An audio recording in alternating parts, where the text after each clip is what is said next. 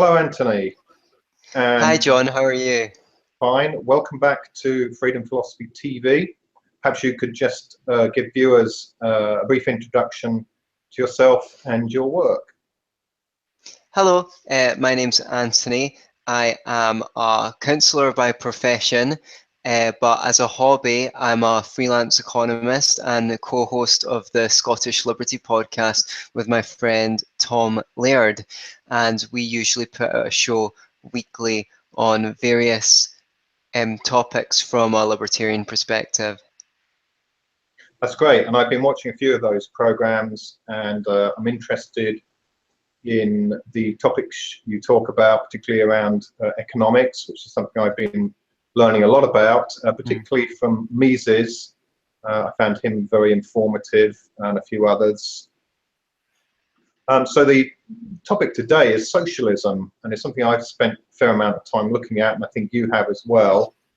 When I started my path into exploring politics, it was through the route of sort of classic anarchism, Kropotkin, that kind of thing, which of course historically anarchism is I suppose a sort of a left-wing philosophy, or it has a socialist flavour to it, but it's really quite a mix as well. There's individualism in there as well, which I think is more my thing, and the idea, I mean, for me, just of not having somebody using violent force to coerce me to do things that I don't want to. That's my anarchism. But we're going to go through socialism because I think it's very interesting. The whole history of socialism I think is very interesting, and there's lots of themes to it.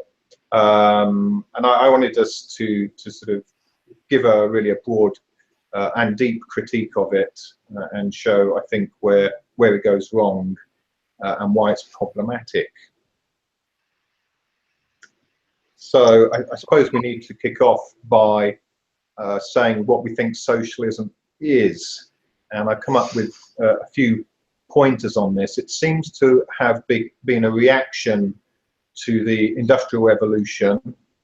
So I suppose we're going back to sort of the 16th century, something like that, and the shocking sort of industrial conditions for the workers, the long hours, the dangerous machinery, the low pay, and so on and so forth. You think of Charles Dickens and that kind of thing.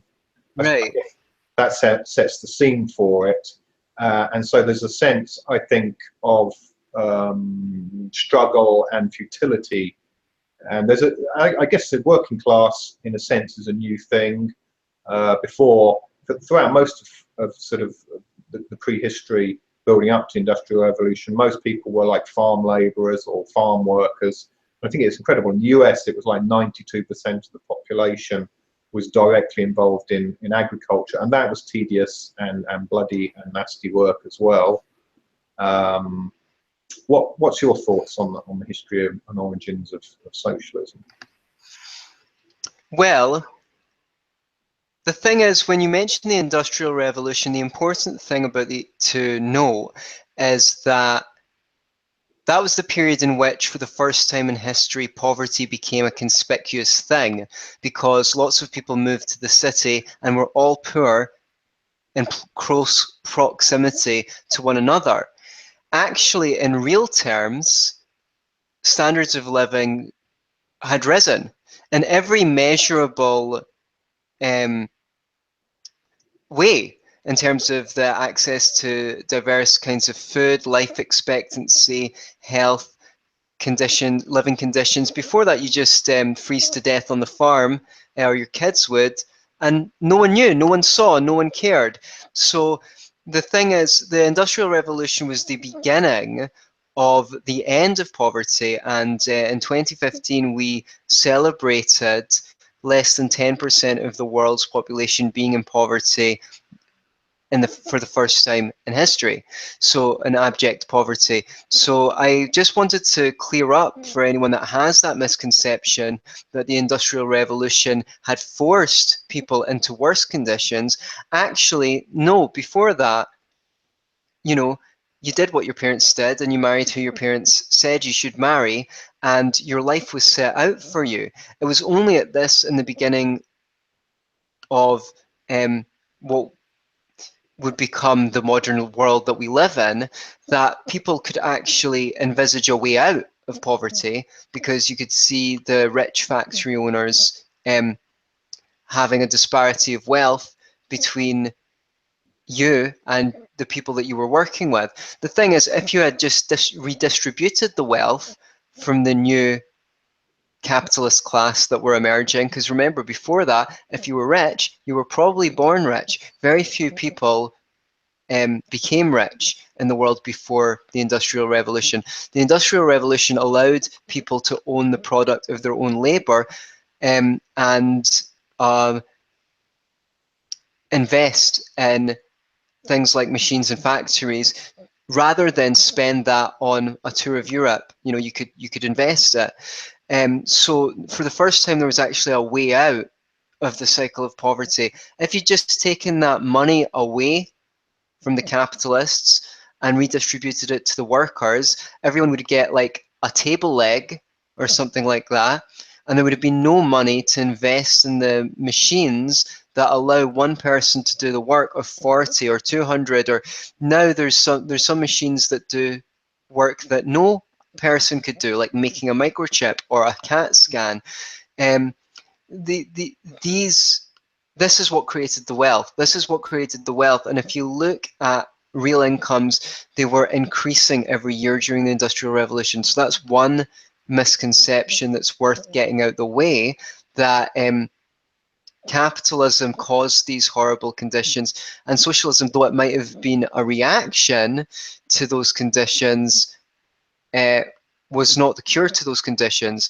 It was the growth of wealth in society.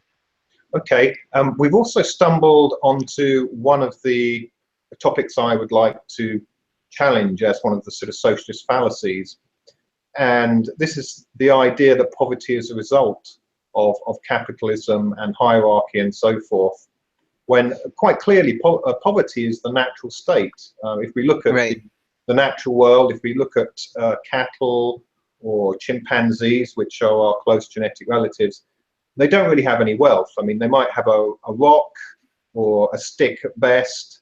Obviously, cattle really have nothing.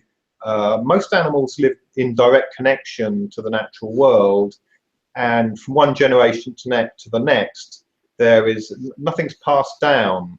Maybe some insects or beavers or something pass a nest down, or birds come back to a nest next year.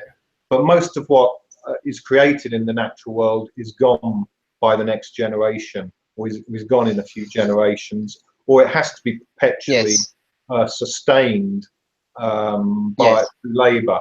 So there isn't. And that was more or less the case for human beings until the invention of agriculture. Exactly, yes. So there was no wealth passed from one generation to the next, and there was no building up of wealth from one generation to the next. So there was pretty much, poverty was the normal and the natural for humanity for most of our natural history. So it's fallacious to say that poverty is caused by class, etc., when clearly no. capitalism.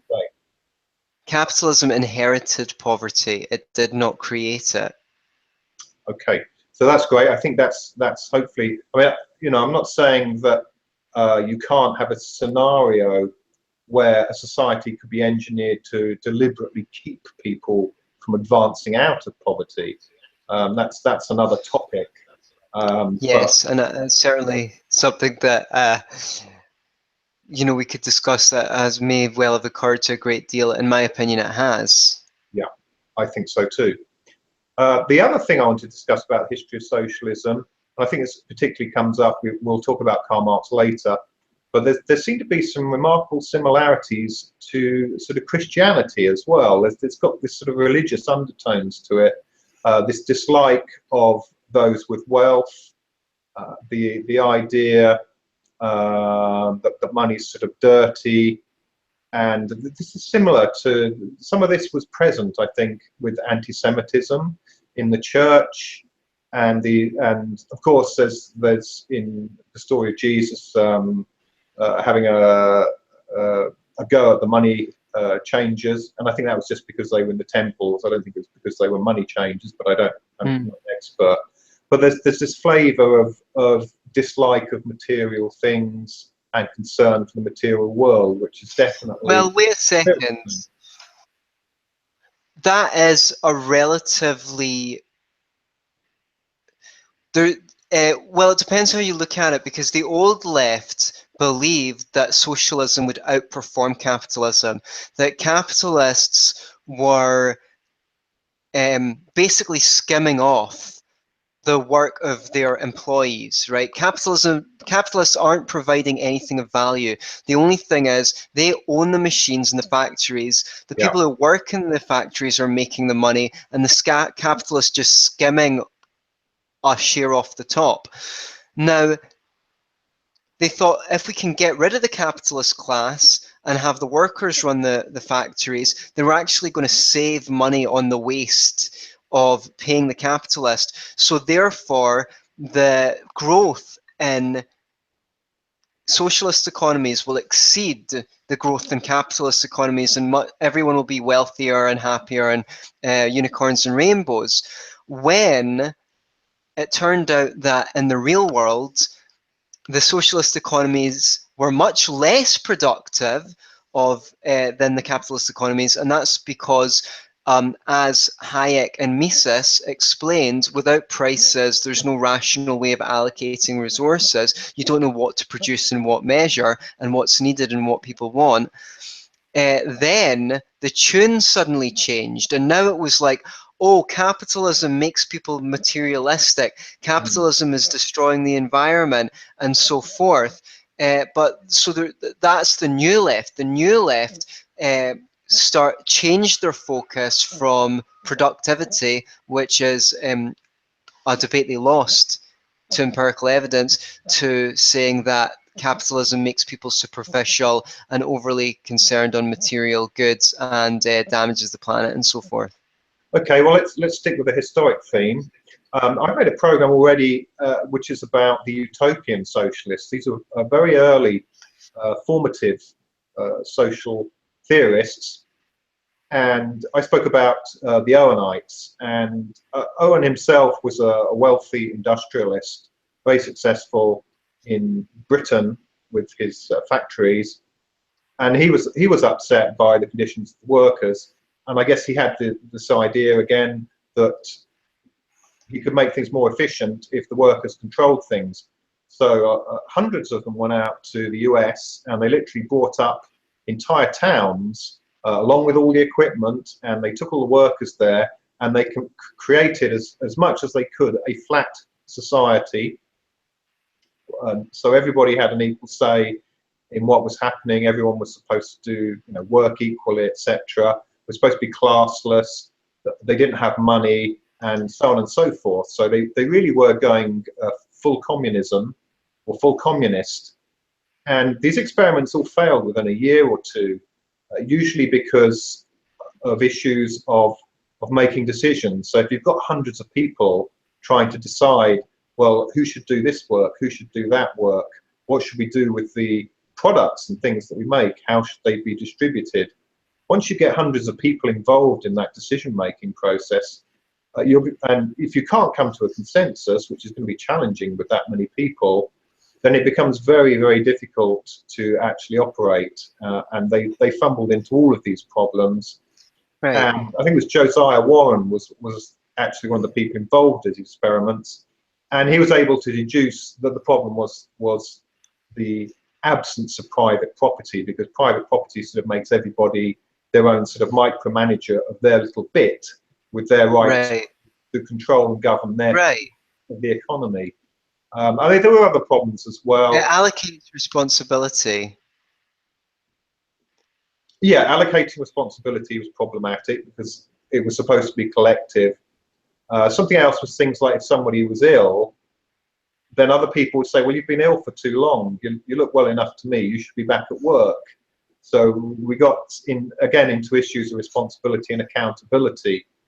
So that was problematic. And then we got into the whole issue of value as well. So people who were toiling out in the fields were saying, well, obviously we have to toil in the fields to make food because we've got to eat.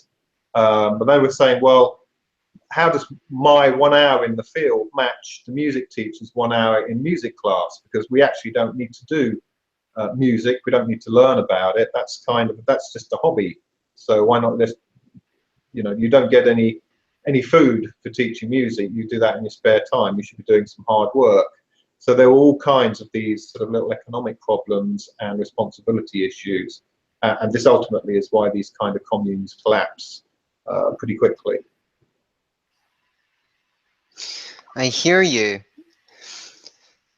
So what direction do you want to go in from here? Right. The next subject is a sort of trying to form a normative definition of what socialism is, because we have state socialism, we have what we just spoken about, utopian socialism, the early day stuff, the formative stuff.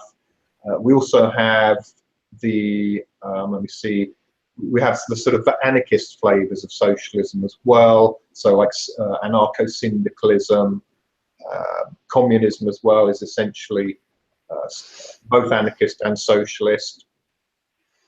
So what are sort of the common themes of all of these flavors or so-called flavors of socialism? If we had to nail it down to 2 bullet points, to me egalitarianism comes up as one thing. So the desire to sort of make everybody equal in terms of equal access to their needs, equal in social status. That I would say was a big piece of it. What does it mean for you? What's, you know, if you had to get socialism down to its essence?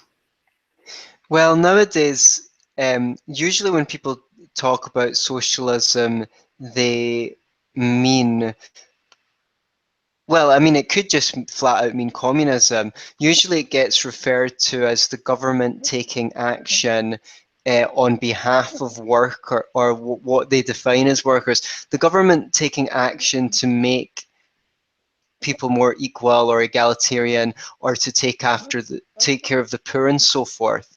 What it used to mean is something like you talked about, the utopian socialists who believed that workers should run their own workplaces and own the means of production. Usually very few, but the radical left still mean workers owning the means of production when they talk about socialism, and they've always got the get out clause of being able to say, well, real socialism's never happened because we've never had a country where workers own the workplace. That is to a degree true. Although, as you said, you illustrated some unsuccessful experiments with structuring societies differently. Although I would say that workers owning their workplace is completely compatible with free market capitalism. And if people want to buy a factory or go to the bank and buy the factory off their boss, and if they think they can run it better, they're more than willing to do that. What's more, I think that people in this society do not have the skills or the upbringing to be able to run their own workplaces. So imagine you can just get rid of the capitalists and suddenly make the society more egalitarian is ridiculous. What you have to first do is look at the fact that we're putting through everyone through 11 to 13 years of top-down authoritarian hierarchical education where they're bossed around and told to do what they're told when they're told, and you expect them to be able to go into the world and create workplaces that are satisfying and meaningful and so forth. This school system was instituted by the state, by well-meaning socialists who thought that it would be for the greater good to educate everyone in the same way, which means we basically lost out on 150 years of market competition in education, optimizing this education system in line with the evidence of how people best learn, which, by the way, there's a lot of evidence on how people best learn, which this education system has just basically ignored for over 50 years.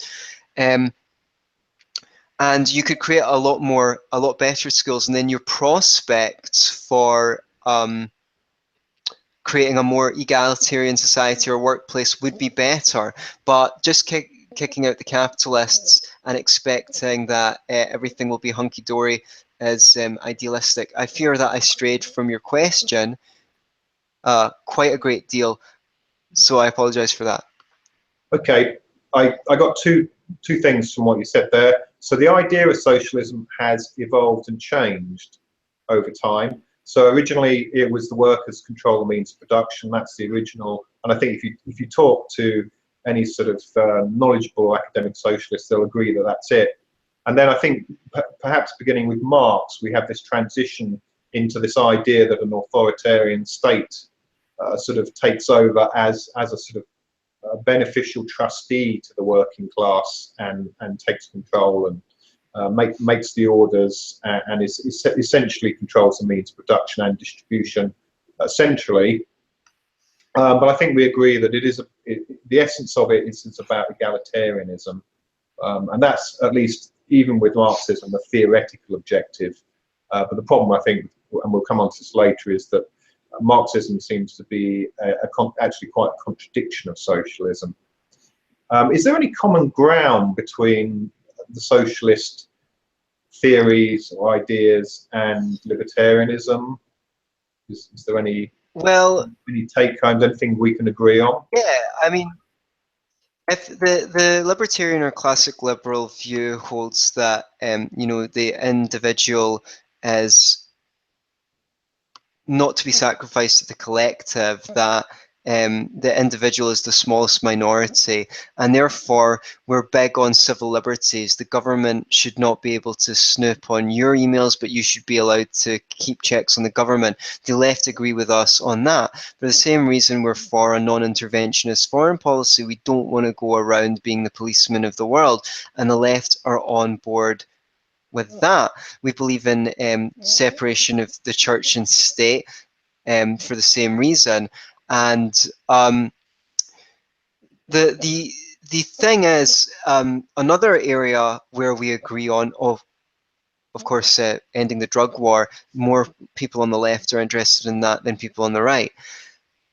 Where another point of disagreement or agreement that we have that is that the government should not get together with big business in order to prejudice the game boards in favor of the rich and powerful, or those who are the owning class. The problem is we have a disagreement on the origins of this situation, which is the left believe that it's the fact that these corporations exist and that they're big and powerful and expensive, which is the problem, and they put that down to the free market. Whereas we say, if you have a government that has the power to regulate the economy, that has the power to choose who can and cannot trade, who can and cannot sell to whom, and in what terms, and then you're always going to have a certain class of people who are going to go to the government and use its ability to regulate in their favor. So the left believe that the government is there to mitigate the excesses of capitalism, and we believe that the government creates the excesses of capitalism. So where we both agree that the government should not be in bed with big business, and maybe we can make progress by working together on that issue, ultimately we disagree on what causes the abuse. And of course, Adam Smith is one of the sort of classical liberals that thought about this problem. I think Bastiat probably had something to say about it too. But even Rand. Yeah, their whole point of their philosophy or economic theories was that the government, in collusion with, I think, with the merchants, the big merchants at the time, and big manufacturers, were engineering through the parliamentary use of statutes, prohibitions and things like that, tariffs and so forth, to favour certain industrialists.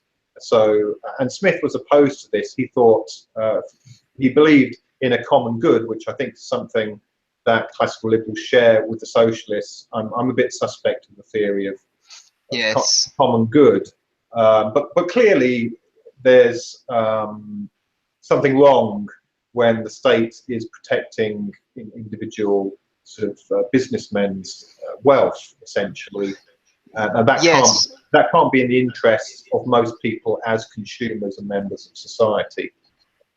No, and it also biases the whole market, because on a free market, which is what I think that the left would benefit from understanding better, is the only way that you can make money is by producing something that someone else wants, that improves their life, that they want to pay for. But as soon as you have the option of A, produce something that people want, B, lobby the government, as soon as B will get you a higher profit than A, the government becomes your client, and you start figuring out how to get resources from the government rather than by serving your customers. And that creates massive amounts of waste. We have all these accountants, lawyers, lobbyists, actuaries and things like that, who are basically involved in the business of trying to manipulate resources out of government. It's a waste of money paying those people, and it's also a waste of their time, because they're not actually producing anything that improves the lives of everyone else. Right. So there's inefficiencies present in the crony capitalist economic system. That's So right. That's right. But the problem, I just like to say that what we have is commonly referred to as capitalism, including this crony capitalism and this the government being used to serve big business. That would be okay if the word capitalism was applied consistently to mean the system we have. But usually what you find is people criticize this capitalism, this system that we have, and use it to attack the free market. In other words, the ideology that we should just exchange goods voluntarily, free from coercion. So that's a bit of a rhetorical ploy to identify features of the current system and blame markets for them, when actually it's a product of government being in bed with big business to monopolize and manipulate the markets. And in fact, capitalist theorists like Adam Smith, again, they were very aware of this. This is specifically why they wanted to establish free markets, to break down the corruption. It was called mercantilism, I think, at the time. That's right. Which is this collusion between the government and big business. And it's an old story. And capitalism was a liberal economic theory. It's a classical liberal theory. We have to call it classical liberal now, but at the time it was just called liberalism. So this really is what capitalism is all about, challenging this collusion and sort of economical and interest incest between the rich, the powerful, and the state. So perhaps we could go through, and I've got quite a few things that I'd like to produce some critiques of. So the first one is socialism actually contrary to human instinct? Because it seems very hard to get socialism to work. And I stumbled across quite an interesting presentation, and I'll probably link to it under this one, actually saying that hierarchy is kind of a natural thing, and that we naturally divide our tasks and responsibilities towards people that we think are best suited to do things. And so this idea of egalitarianism might actually be contrary to something biological in us, in our evolutionary psychology, that we can't really do away with. And therefore, there's kind of a sense of it's never going to work. You got any ideas about that? Well, it could be. I'm always very skeptical when people say things about human nature, because it seems like the main thing about human nature is adaptation to environment. The reason why we're so successful is because we've got the most ability to adapt to our environment of any other species. So it's very hard to do experiments, especially when we've got these authoritarian schools that shape us for 11 to 13 years. I think the reason why there's a difference between authority and authoritarian.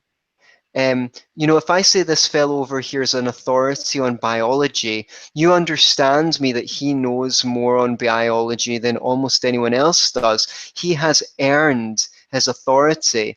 And I think that it's natural for people, in the absence of coercion, to want to defer to people who have expertise. So do you call that a hierarchy? Well, it's certainly a hierarchy in terms of knowledge, but it's not a hierarchy in terms of someone being forced at the point of a gun to accept this person as an authority. The authoritarian is what we see when we implement socialism from the top down, where you have a bunch of central planners who are assumed to be the experts who know or can figure out what people want and need and can provide it to them. And I would suggest that the reason why socialism always fails is because no one has the information to make those decisions on behalf of other people. People have constantly changing needs and preferences, and a central planner cannot have that information. Now, a socialist will come back and say, well, corporations are also centrally planned. They're authoritarian. They're built in a pyramid structure. And yes, many of them are. But the thing is, their solutions are tested by consumers. In other words, if what that central plan produces is not liked enough for people to spend their limited resources on, and people's limited resources is about as good a measure of their preferences as anything, except for maybe how they spend their time.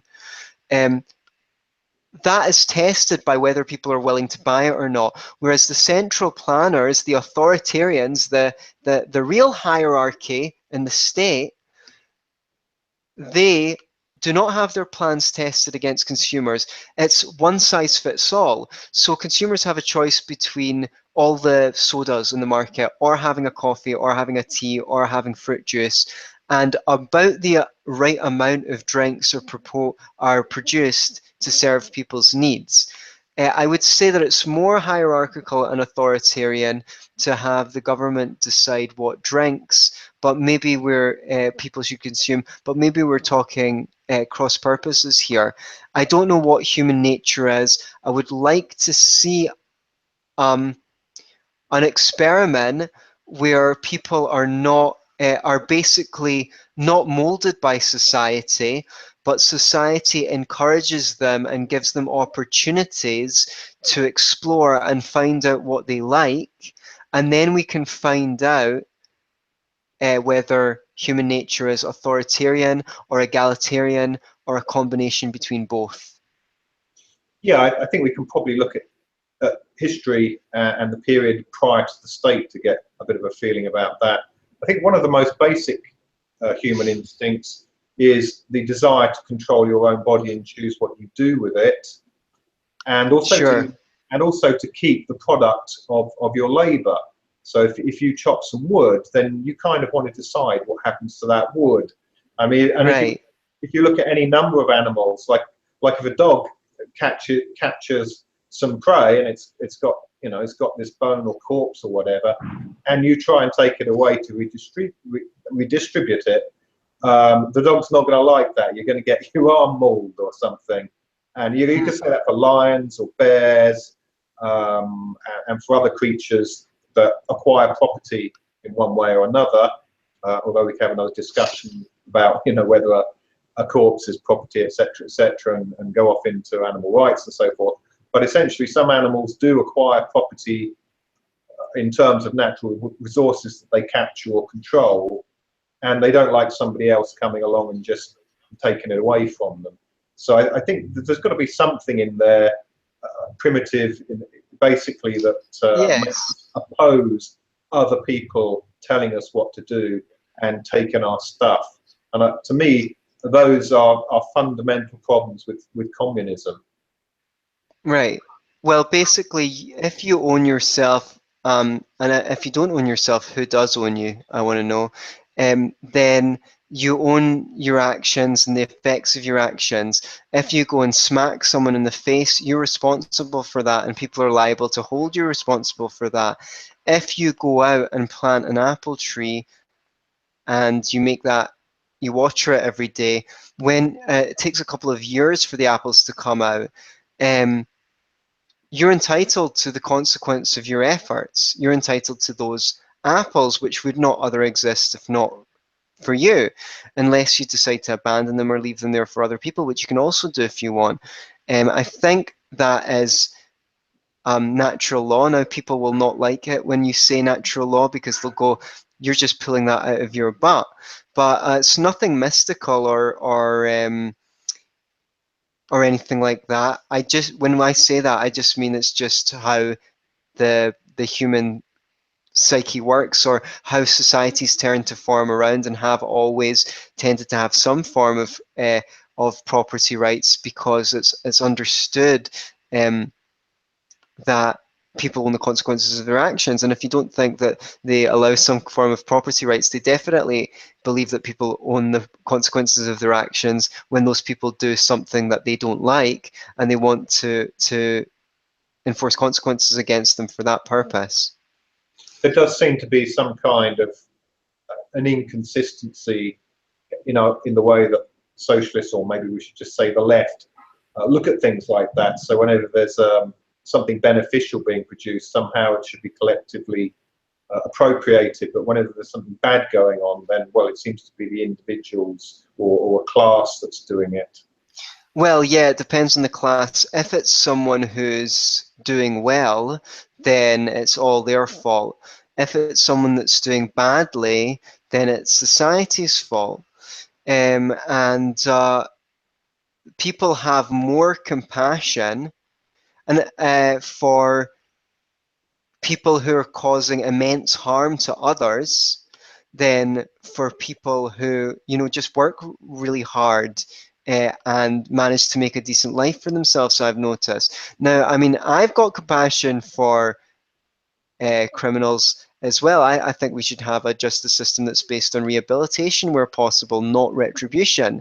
However, I've noticed that a lot of people on the left just think if someone's successful, they're automatically a scumbag or a parasite. I've had this conversation, I've seen this conversation transpire on Facebook, where I said people were complaining about CEO pay. And I said, well, look, the reason why CEOs get paid so much is because there's hardly anyone with the kinds of skills that they have. If the company could pay them less, they would.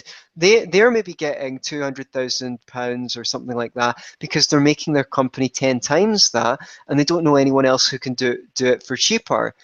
If there were 1,000 times as many people who had those skills, then they'd get cheaper pay.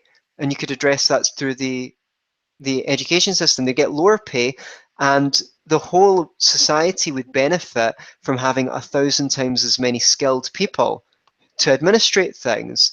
And the response was, yeah, or 1,000 times as many bloodsuckers, and that people don't actually understand. There's a massive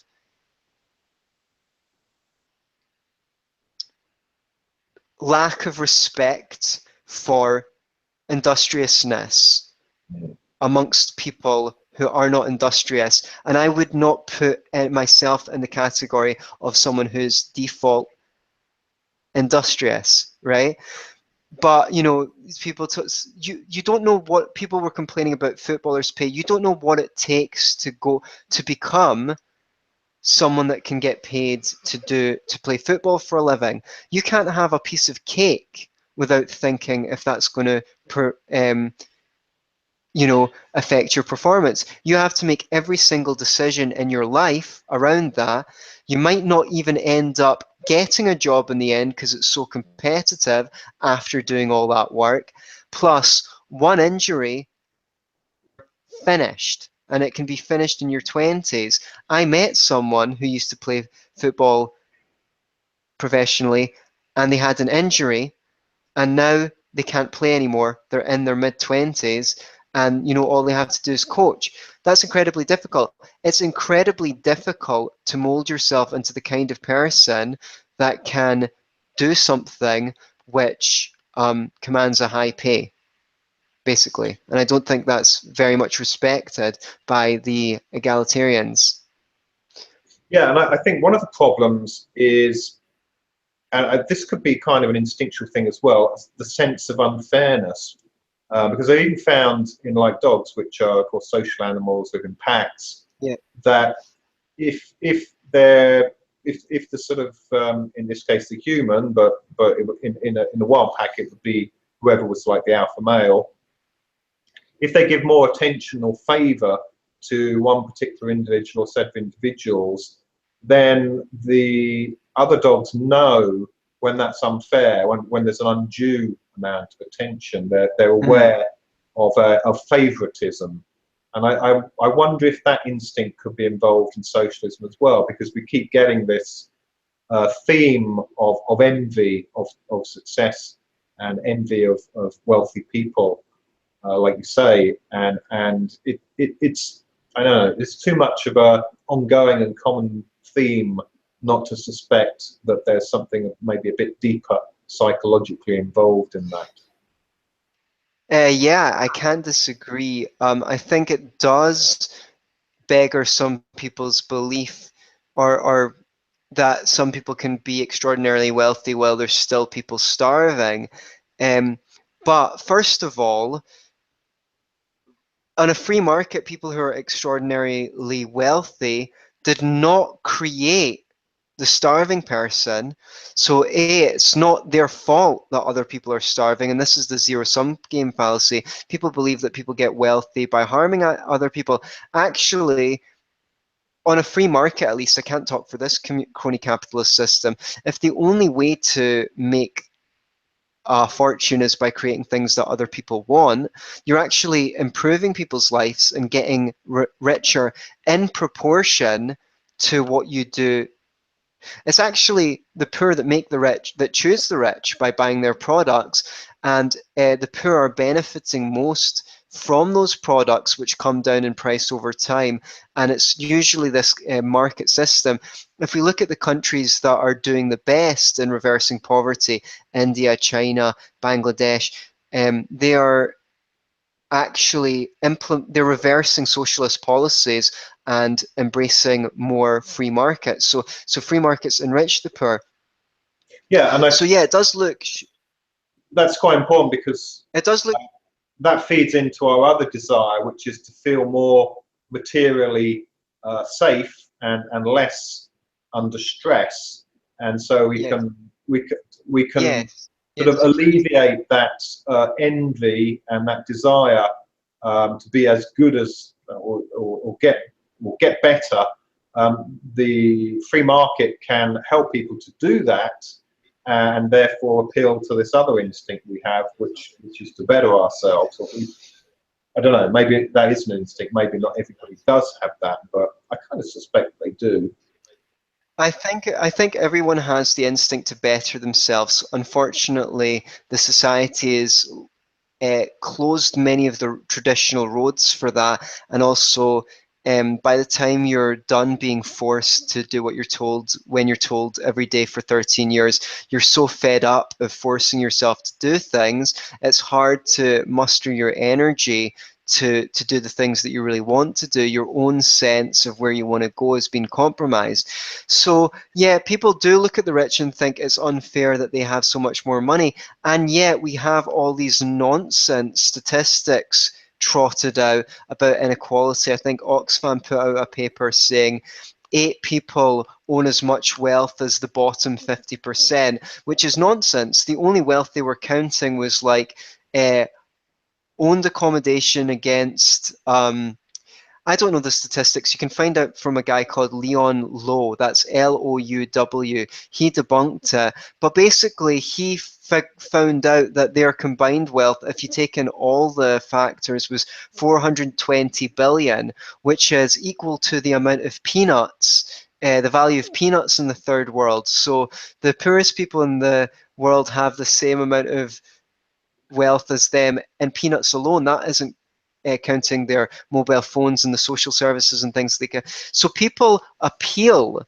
to this sense of injustice in order to promote socialism with faulty statistics. When if you actually look at the real view, in Western countries, we've never had it so equal in our lives. You have a flush toilet, a rich person has a flush toilet. You have a bed, a rich person has a bed. You have access to TV and internet, rich person has access to TV and internet. You have access to information, rich person has access to information. In the past, you'd have to walk everywhere, and a rich person would have a carriage with 6 horses.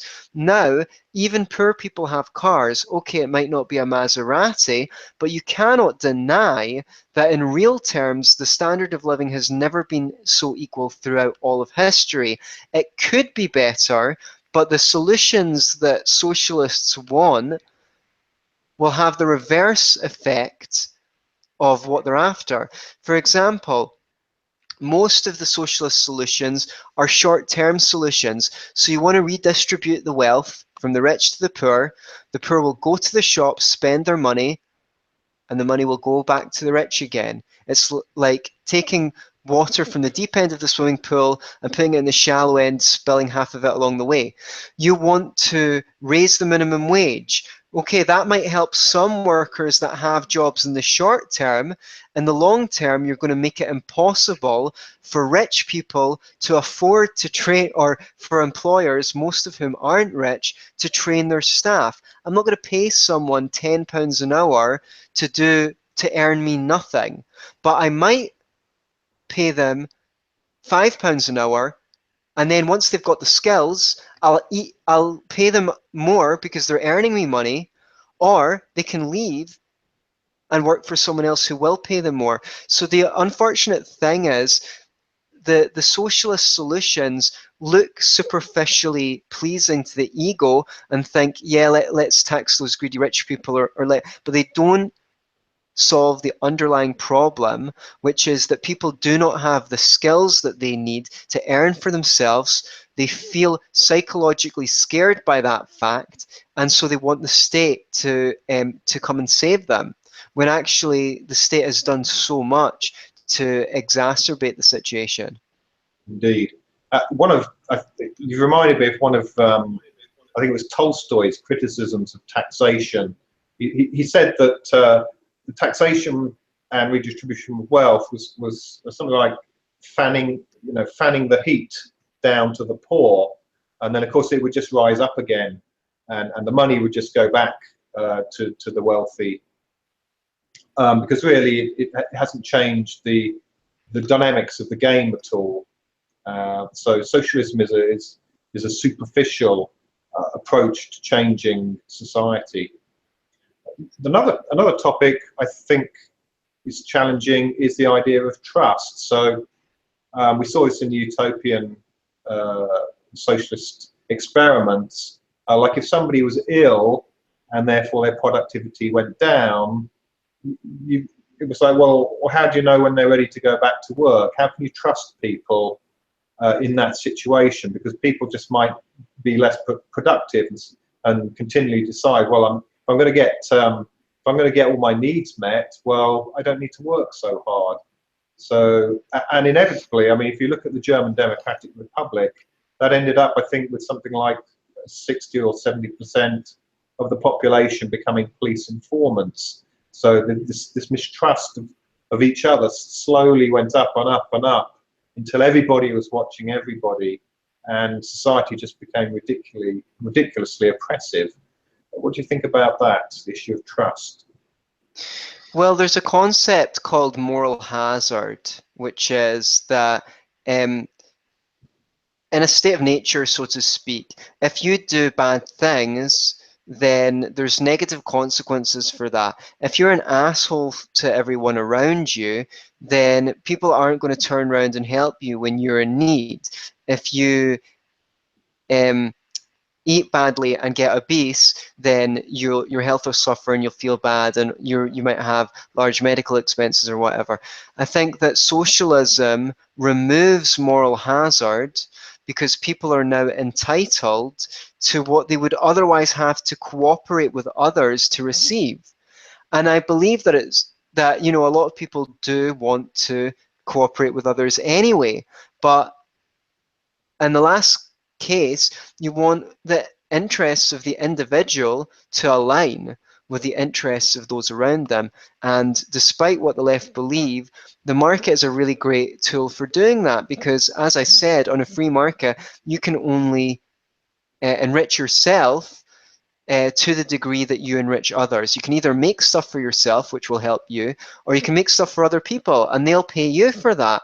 And that means that the more you serve others, the more you will get paid. Now, people say, well, what about the people cleaning the toilets and things like that? They're doing an essential job and they get poor pay. Yes, that is true, but it's because anyone can do that job. So while it is a very valuable job, there is overabundance of supply in that sector, and that's not a bad thing. That's a signal to people that if they get more skills and do a job that fewer people can do, then they will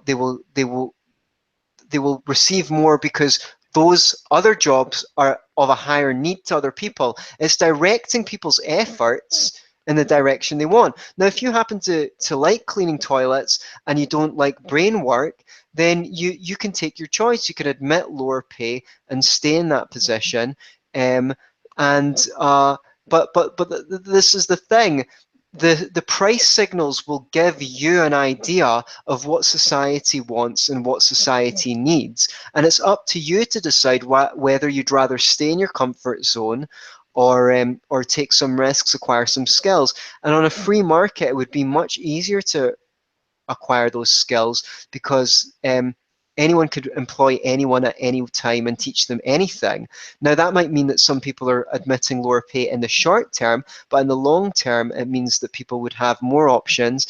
And if you had a crappy boss, you just leave, walk across the street and walk into another job. So there would be moral hazard for bosses as well, because any of their staff could leave at any time and be assured of getting a job somewhere else, which would create the incentive to treat staff better than they're currently treated when there's not enough jobs to go around. Okay. The next thing I got down is productivity. And one of the things we mentioned before, that you can have socialist businesses or activities going on, but they don't seem to be as productive as the capitalist model. And I think we've covered that this could be to do with sort of inefficiencies, management inefficiencies. Just wondered if there was anything more you wanted to add to that. I mean, if we think about communist, you know, the USSR or any of these other societies, they didn't seem to be as productive as the West, right, with its capitalistic, you know, not fully capitalist, but capitalistic economic system. Is there anything to add around that? Yeah, well, it just comes back to property rights. In the Soviet Union, there was about 4 to 6% of land that was allowed to be privately owned, and that turned out 25% of the whole country's food production. Because see, if people aren't allowed to keep what they make, believe it or not, people do respond to incentives and they're likely to become less productive. Now, the Soviets tried to compensate for this by giving incentives and things like that to boost productivity. You know, they became more crony capitalist than the capitalists did. Of course, that failed because the government has no idea what to incentivize and what the incentive should be. Society does that naturally through the price system, which I just discussed. It incentivizes people to do the work that's most desired and not do the work that's least desired. Now, people can still do that work, of course, if it's of value to them, but the communism is just always going to lead to massive shortages of some things and overproduction of other things, because no one has the information to dictate what needs to be produced and what doesn't. That information is evenly distributed between all consumers, and without price signals and people buying and selling, producers just don't know what's needed. Do you think there's any other reasons why the socialist economies were not as productive? No, I think it's this central planning problem, the calculation problem again, and yeah, it's incentives, and if you take away people's incentive to be more productive, then, well, naturally they respond by not being so productive. And I think And also on the empirical data is there now. If you look, you've got the USSR, you've got the other Eastern European experience. Now we have Venezuela. The productivity just isn't there. And at the end of the day, although high productivity does make the rich richer, it's also, you know, those goods and things have to be sold. They have to go out and be consumed and raise the quality of life, the living standards for more people. So I just think the empirical, you know, it's an experiment that's been done to death. But John, that wasn't real communism. Yeah. So we're told. Yes, yeah, we're told it was state capitalism, which is an interesting sort of little one they've added in now that it's all collapsed. Yeah. Well, you know what that means. That means whatever we like is socialism, whatever we don't like is capitalism. In fact, at the beginning of this video, when you asked me what does capitalism mean, sorry, what does socialism mean, I should have said socialism is whatever's good. Socialism is whatever we like, right? Capitalism is whatever we don't like. Automatically, capitalism caused it. Yeah, of course, that just isn't. So it's not a consistent philosophy, is it? That's just flim flam. It's changing your tune to suit whatever comes up. Just change the language, right. Basically. There's no consistency and exactly principles involved in thinking at all. Could we get on to this issue of property, personal versus private? Because this is something that comes up quite a lot in anarchist thinking, right. But of course it's from socialism. You know, some things like our toothbrushes and our flannels and towels, and I don't know, maybe even our houses. I'm not even sure about that. Socialists consider that to be personal property, whereas like a factory or a building or somewhere that's used for people that come together and make things, somehow that's capitalists have made that into private property, whereas that should actually, according to socialists, be collective property. But what do you make about theories of property? That socialists differ from capitalists. Capitalists believe in private property, which is just whatever you make or justly acquire is yours. Yeah. That's my understanding of it anyway. Right. Whereas socialists think, well, if lots of people come together and make something, then everyone involved in making that thing should have a bit of a say in it, and no individual should sort of benefit from it exclusively. Anything to say about that? Any criticisms of that socialist idea, collective property? Well, there's no line between a means of production and personal property. This laptop is a means of production for this presentation. You know, everything could be a means of production. A book that I read could help me, you know, create something. And of course, the original means of production is the human mind, from which all production originates. So if you're saying no one has a right to the means of production, that means you're saying no one has a right to the use of their own mind. Now, this idea that capitalists are somehow exploiting workers or unjustly benefiting by acquiring a factory, if you want to do away with that, well, and just say, well, you're only allowed personal property, then people will just not buy factories. They'll just go on a cruise instead. The fact is, the capitalist is deferred consumption. They've not done something that they might enjoy, taken a holiday, bought their wife a diamond ring, or their husband a sports car, right? They've deferred that. They've invested in something which may or may not work. Now, one big investment is now property, and people think there's something exploitative about landlords owning property. And in the current situation, that is to a degree true, because the government has made it so hardly anyone can build any houses, and house prices rose by 4,255% between the 1971 and 2011 in the UK. And so what these excesses are created by government, not by the free market. And The housing market's actually a great example of mercantilism again. The thing yes. that Adam Smith, would have gone crazy about, the way that the government has passed endless statutes to regulate where you can build a property, how you can build it, what you can put up, who can build it, how many people are allowed to stay in it. Yeah, like every aspect of property, even down to who can borrow money, how much money you can buy, how much money is produced, what the interest rate is. The whole thing of the property market is a gigantic government program. Yes, and that's created poverty, but you don't hear the left speaking about it, which it concerns me. So one of your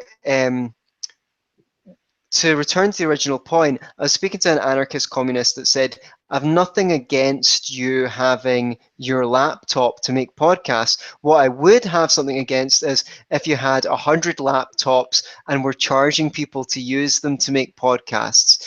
Now, I'm sorry, but that is just stupid, right? If you decide we're getting on to spend my next topic, which is about lending. This seems to be another bugbear for socialists. They don't like money. They don't like people having what's the phrase that gets used? Like hoarding, I think is the word they use. And they don't like lending, and they don't like interest, and they don't like profit. So yeah, what's wrong with these dislikes? Because on a personal and individual level, I'm sure they're perfectly okay with like Adam lending his hammer to Fred so that Fred can put a shelf up, and then Adam saying to Fred, well, hey, buy us a beer because I lent you my hammer. So they're okay with things like that. But like if you had 2 hammers, or is it 3, or is it 5, or is it 100 that you were lending, then at some point somehow something's gone wrong, and there's immorality. I don't understand that. Do you understand? Yeah. Well, it's just they think that someone's profiting without having contributed anything, but you are, right? Supposing I could get 100 laptops and rent them out to podcast makers, I would have just identified that there was a bunch of people who wanted to make podcasts but couldn't afford the equipment. Let's get rid of the 100 laptops. Let's just imagine I created a studio in New York, podcaster's paradise, right? And I said, you come in, use the equipment, you'll sound great, okay? I'm helping because they can't afford to do it on their own. Now, they'd have to wait a long time if they put the money away. I could instead invest in something else. The thing is that I didn't, or I could just go on holiday instead. If I'm not allowed to rent out my studio, you've removed the incentive for someone to come in and see the need for that. And it goes no different with money, right? There's loads of things I could do with my money. I could invest in Freedom Philosophy TV and hope that you're going to get some advertising. I could put it into the stock market. I could put it into property, right? I don't have to lend it to people, right? But if there's a need for people to borrow it and they're willing to pay the interest, then it's fair that they pay me for everything I'm not doing that I could be doing with that money. Yeah, and by allowing it appears to me that lending is actually a positive thing, and that the more you can lend is not worse, but actually better. It's the economics are the other way around. Yes, and also if I've got £1,000 and a bunch of people who want to borrow it for a new business, let's say £100,000, because that's not going to get them very far. It's better that I lend it to the person who can pay the most interest, because they are likely to have the best idea for a business. What's the best idea for a business? The one that creates something that people want the most. So there's all these mechanisms built into a free market, which are essentially fail-safes that direct resources in the direction that people want, people as consumers want. And what Marxists don't get is that every producer is a consumer. So things being cheap, capitalists pushing, Marxists were afraid of capitalists pushing the prices of production down, so that including wages. But what they don't understand is when they're pushing the price of production down, everything becomes cheaper and therefore more affordable. So even if you're on the same wage, your wage can buy more, which is how capitalism has enriched the poor throughout history. Again, I feel like I stray from the point. There's a really good essay on this topic by Bastiat called Capital and Interest, and he explains why interest is not exploitative. And that's worth listening. Well, that's worth reading. It's great. I mean, a lot of these topics have, and Mises again goes into a lot of this. A lot of these topics really have been looked at in detail by classical liberals, and it's just like, well, and some of this is like centuries. You know, is it like over a century old kind of thing? It's like, well, do these people just not bother to read what the other side have to say about these things and engage in any kind of critical and rational debate about it? Because I found this infuriating. You know, I have a background in science, and I'm interested in reason, evidence, argument, and empiricism. And to me, capitalism has some of those aspects, and I don't see them in socialism. Socialism seems to be all about the feels of things.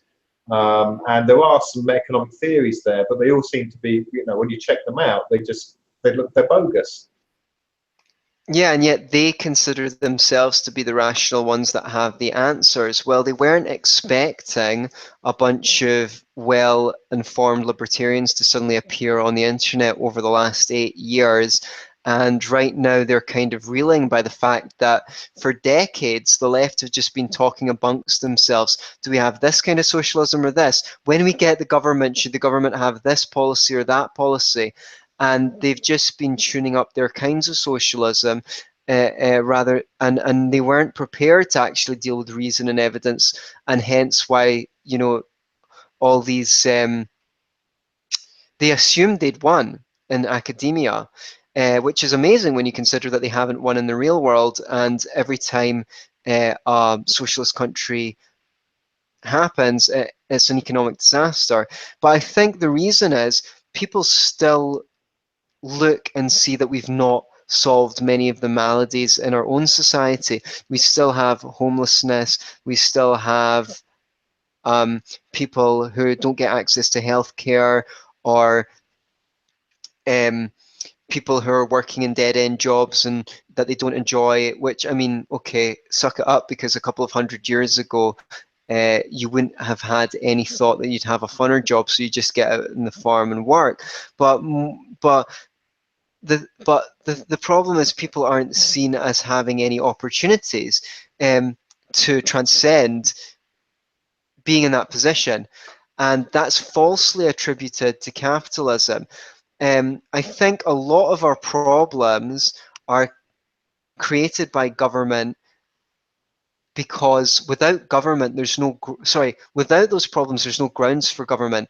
If everyone was so rich they could afford to educate their own children, have private health care, and afford their own house, and the shopping, and have healthy meals, then the need for government disappears. People are like, what do we need the state for? Everyone can get their own stuff.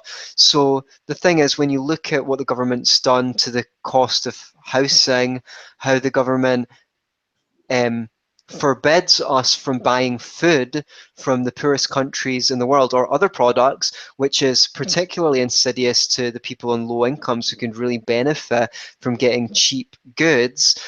Printing money, which devalues the currency and means that people's wages can buy less. It also discourages saving and encourages taking on debt. The fact that the average person spends 20 to 25 years working for the government to pay their taxes, they cartelize essential services like public transport, so only 2 or 3 companies can operate, whereas on a free market, anyone would be able to take anyone from A to B, and Like, they put all... okay, Yeah. might be worth mentioning Uber there and Yeah. technology and Lyft and that, because there have been some free market responses to this Yeah. Yes. capitalism, Yes. and it's been And interesting watching the sort of edges of these situations fall to pieces, and the taxi drivers getting upset about things, etc., etc. yeah. Do you want to go into Yeah. a little bit more? Because I think that's quite interesting. Well, yeah, I mean, this is another example of the government cracking down on people taking opportunities. Oh, no, sorry, you can drive an Uber without a license or without... and I think some state tried to pass a law on the minimum amount of time before Uber responded to something because they were being competitive. This is more mercantilism, more... Now, the sum total of all these things is the cost of living is much higher than it would otherwise be, and so people do not climb out of state dependency, right?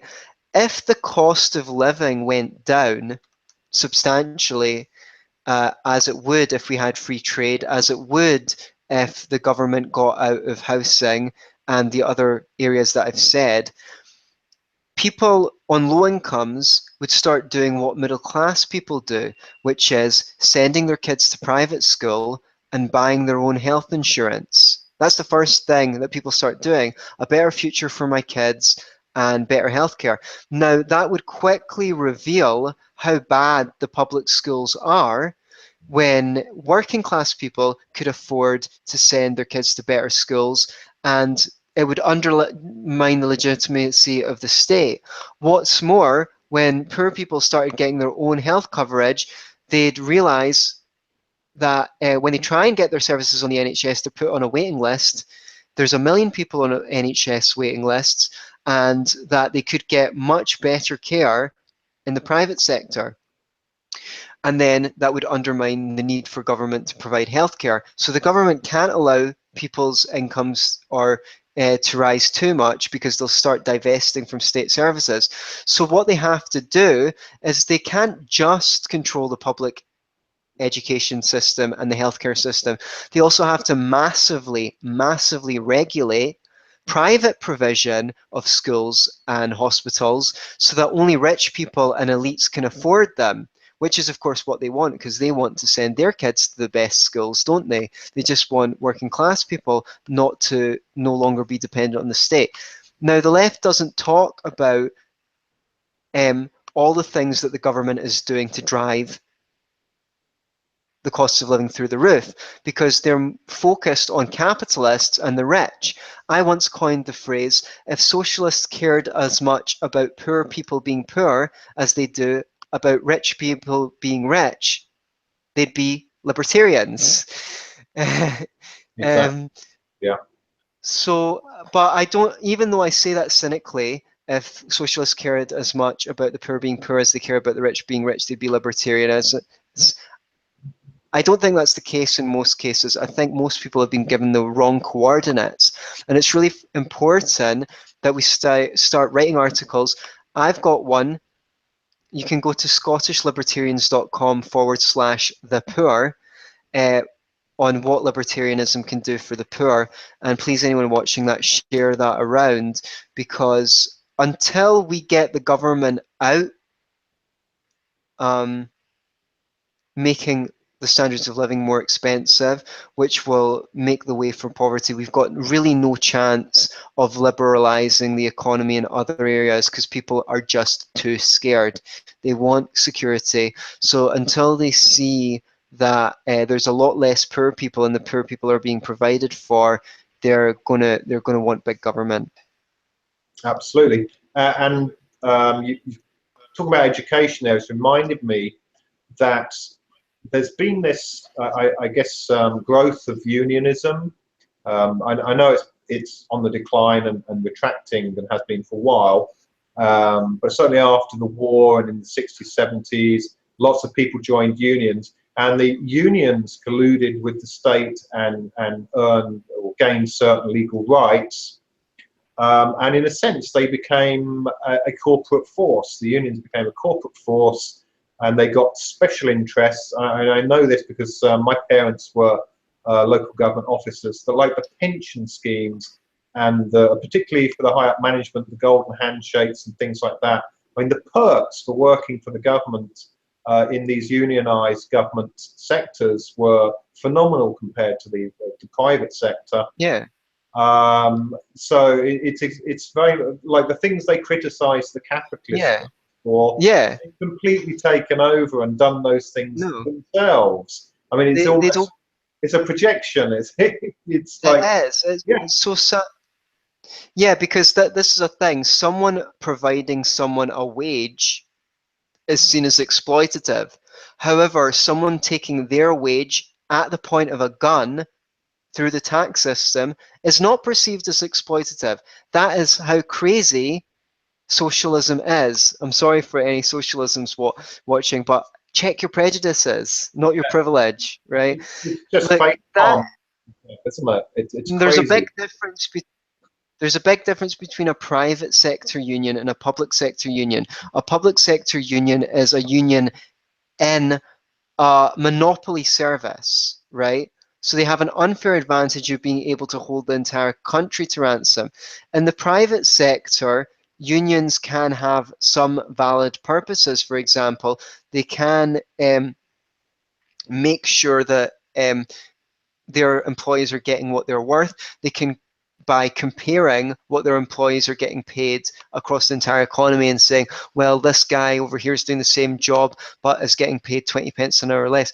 They can make information available. They can provide relief to union members who've lost their jobs as they used to do.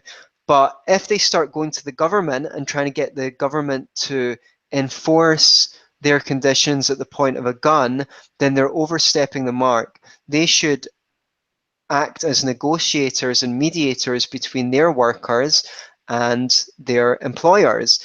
And they should work together to get the best deal for everyone involved. And there are some cases of that happening in the old days before these unions turned into lobby groups that go to the government to get laws passed instead of engaging in a voluntary way between their employees and their the people they're advocating for. Absolutely agreed on that. Co-ops are quite interesting because co-ops can be quite socialist, and of course you don't need unions in co-ops because effectively it is a collective where everything's done by consensus. One of the things I've noticed about these socialist models, usually like co-ops are like their health food stores, their bookshops, maybe their funeral providers or some kind of credit company. You don't see any co-ops producing silicon chips or aircraft. Right. There's something like, there's some evidence there that the egalitarian model has some kind of a limitation to what you can do, and maybe that comes back to the lack of education stuff you spoke about earlier, lack of business experience. But there seems to be some limitation on what people can do with the socialist or cooperative model. Like I say, it's not producing a silicon chip or an Airbus or something like that. If you've got any idea why that might be or what causes that limitation? Well, you could be right. It could be something inherent in the model, but you know, I'm all for it. It's voluntary, as long as it's voluntary, long as they don't want to force every business to adopt that model. Let many flowers bloom. Let's try these things out and see what works and doesn't work.